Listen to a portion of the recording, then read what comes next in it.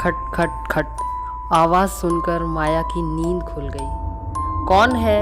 उसने अंदर से पुकारा। उधर से कोई जवाब नहीं मिला। दरवाज़ा खटखटाने की आवाज़ बढ़ती जा रही थी। काली अंधेरी रात थी। कुत्ते जोर जोर से भौंक रहे थे। इतनी रात में कौन आ गया? बड़बड़ाती हुई माया दीपक जलाने के लिए माचिस ढूंढने लगी। ज़रूर किसी का बच्चा होने वाला होगा। अच्छा दाई का काम लिया। न दिन में चैन न रात में, कोई ना कोई आता ही रहता है। बच्चे भी उगड़ी जन्म लेते हैं। लो, ये भी कुछ समय है पैदा होने का। आज मैं दाई के काम से त्याग पत्र दे दूंगी। इधर बुढ़ापा और फिर 12 गांव का काम देखना, अब ये तो मुझसे नहीं होगा। हाथ में दीपक लेकर दरवाजे तक आई। दरवाज़ा खोला तो देखा हाथ में लालटेन लिए काले रंग का हट्टा कट्टा सा दिखने वाला युवक खड़ा था। माया के पूछने से पहले ही बोला, बहन जी, मेरी पत्नी प्रसव पीड़ा से छटपटा रही है, आप हमारे साथ चलिए। उसने पूछा, कहाँ से आए हो? बहन जी, मैं सामने वाले गांव से आया हूँ, वो बोला। यानी कि तुम बेरा से आए हो? हाँ बहन जी, किंतु बेरा में तुम्हें कभी देखा नहीं। वहाँ लगभग सभी को जानती हूँ। 40 वर्ष से बेरा का काम देख रही हूँ। बहन जी, मैं बाहर नौकरी करता हूँ, बस मेरा 1 या 2 बार ही गांव का चक्कर लगता है, इसलिए आप मुझे नहीं जानती हैं। माफ़ कीजिए, इस समय मैं आपके साथ नहीं चल सकती। अंधेरी रात है और बुढ़ापे के कारण आंखों से कम भी दिखाई देने लगा है, माया बोली। बहन जी, उसकी तबीयत ज़्यादा खराब है, कहकर पैरों में गिर पड़ा। माया तुनक मिजाजी के साथ दयालु भी थी। अब उसे मजबूरन उस आदमी के साथ चलना पड़ा। वो लालटेन दिखाते हुए बराबर में चल रहा था। आधा किलोमीटर चलने के बाद एक नाला पड़ा। नाले की ओर संकेत करते हुए मुड़ने को कहा। माया बोली, उधर कहाँ जा रहे हो? बेरा का रास्ता तो सीधा है। नहीं, आपको रात में भ्रम हो रहा है, मेरे पीछे पीछे आओ, कहकर आगे बढ़ने लगा। माया उसका अनुसरण करते हुए चलने लगी। 50 कदम की दूरी तय करने के बाद वो नाले में उतर गया। माया भी ठिठक कर रुक गई। वहाँ क्यों खड़ी हो गई? मेरे साथ आओ, वो आदमी बोला। माया ने कहा, तुम मुझे कहाँ लेके जा रहे हो? ये रास्ता तो मैंने कभी देखा ही नहीं। बहन जी, मैं आपको ठीक ही लेके जा रहा हूँ, यहाँ से हमारा गाँव बस थोड़ी दूर है, कहकर माया का हाथ पकड़कर नाले में उतार दिया।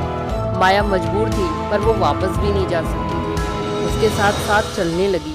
नाले में सुरंग में प्रवेश किया। सुरंग देखकर माया को शक होने लगा। वो भगवान का स्मरण करते हुए चल रही थी। चलते चलते उसके पैर कांप रहे थे, शरीर पसीने से तरबतर हो रहा था। उस युवक ने माया की स्थिति भांप ली। वो बोला, आप घबराइए मत, आपको कुछ नहीं होगा। वापसी में सब सकुशल मैं आपको घर तक छोड़ आऊँगा। सुरंग से निकलते ही सड़क दिखाई दे रही थी। वहाँ से थोड़ी दूरी पर नगर बसा था। सड़क नगर में जाकर मिलती थी। वहाँ चारों तरफ प्रकाश फैला हुआ था। माया को बड़ा आश्चर्य हुआ कि सुरंग से बाहर अंधेरा है और यहाँ नगर प्रकाश से दमक रहा है। वो भयभीत सी उस युवक के पीछे चलने लगी। उन्होंने नगर में प्रवेश किया। नगर में जो प्रकाश था वो न चांद सूरज का था और न ही दीपक का। वो स्वाभाविक रूप से विद्यमान था। वह सारे मकान बड़े सुंदर और आलीशान बने हुए थे। नगर में संगमरमर की प्रधानता थी। युवक एक मकान के सामने जाकर रुक गया। माया समझ गई कि वो उसी का मकान है। फिर दोनों ने अंदर प्रवेश किया। लंबाई चौड़ाई के अलावा कमरे ऊंचे थे। माया को उस कमरे में ले गया जहां पलंग पर पड़ी एक महिला दर्द से छटपटा रही थी। औरत के दानवाकार शरीर को देखकर माया को एकदम धक्का सा लगा।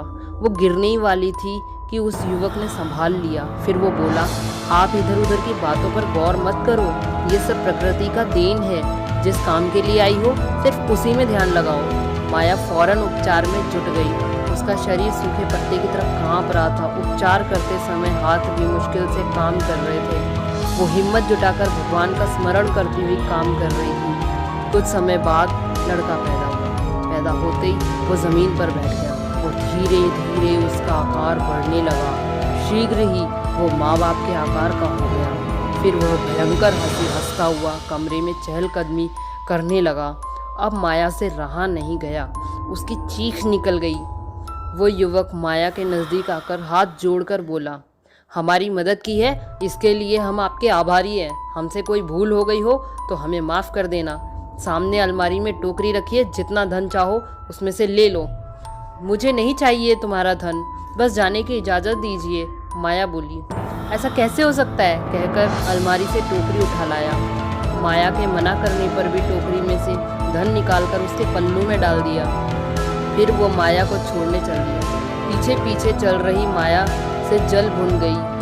पीछे मतलब कहने का दोस्तों यहाँ पे यही है कि वो पीछे पीछे चल रही थी, लेकिन उसने अपने जो उसको धन मिला था वो उसको देख करके जल गई थी। मतलब उसको गुस्सा आ रहा था, और क्यों गुस्सा आया था इसका कारण हम आगे जानते हैं। उसको पहले से ही शक हो रहा था जब वो पल्लू में डाल रहा था, लेकिन ये सचमुच ही कोयले हैं। गुस्से में भरकर मन ही मन उसे गालियाँ देने लग गई। सुरंग से बाहर निकलते घोर अंधकार दिखाई दिया। माया उससे बोली, अब तुम जाओ, मैं अकेली चली जाऊंगी, मैं आपको आपके घर तक छोड़ आऊँगा। उस आदमी ने जवाब दिया, तुम्हें मेरे साथ आने की कोई ज़रूरत नहीं है, कहकर माया आगे चलने लगी। उस युवक को वहीं से वापस लौटना पड़ा। माया का बदन क्रोध से कांप रहा था। कोयले देकर सम्मान को चोट पहुंचाई।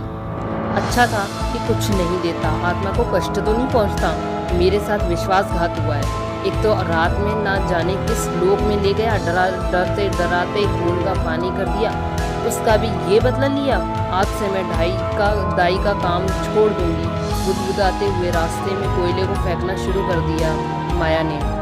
फिर वह अपने गांव पहुंची। घर का दरवाज़ा खोलकर सीधे चारपाई पर जाकर लेट गई। थकान के कारण उसे शीघ्र ही नींद आ गई। सुबह जागने पर उसे रात की बात याद आ गई। उसने चारपाई के नीचे रखा कोयला उठाया, जिसे वो लोगों को दिखाने के लिए बचाकर लाई थी। कोयले को देखकर उसके होश उड़ गए। क्योंकि वो कोयला नहीं, सोने का टुकड़ा था। बिस्तर छोड़कर दौड़ी दौड़ी वो नाले तक पहुंची। वहाँ उसे कुछ नहीं मिला। रास्ता, आसपास के खेत, सब कुछ छान डाला। उसके द्वारा फेंके सोने के टुकड़े भी अब वहाँ नहीं थे। माया की हालत पागलों जैसी हो गई। वो रोती चिल्लाती अपने घर पहुंची। माया की हालत देखकर मोहल्ले के लोग इकट्ठा हो गए और वो बार बार रोते हुए कह रही थी, हाय मैं लूट गई, मैं बर्बाद हो गई। लोगों ने जब पूछताछ की तब उसने ये कहानी उन्हें सुनाई। इसके बाद माया की तबीयत बिगड़ती गई। डॉक्टर को बुलाया गया, किंतु कोई फायदा नहीं। दाई का काम करने वाली वो निसंतान विधवा उसी शाम को चल बसी। दोस्तों, ये थी आज की कहानी। अगर आपको पसंद आई हो तो लाइक और शेयर ज़रूर करें और हमें कमेंट करके बताएं दोस्तों कि आपको ये कहानी कैसी लगी। धन्यवाद।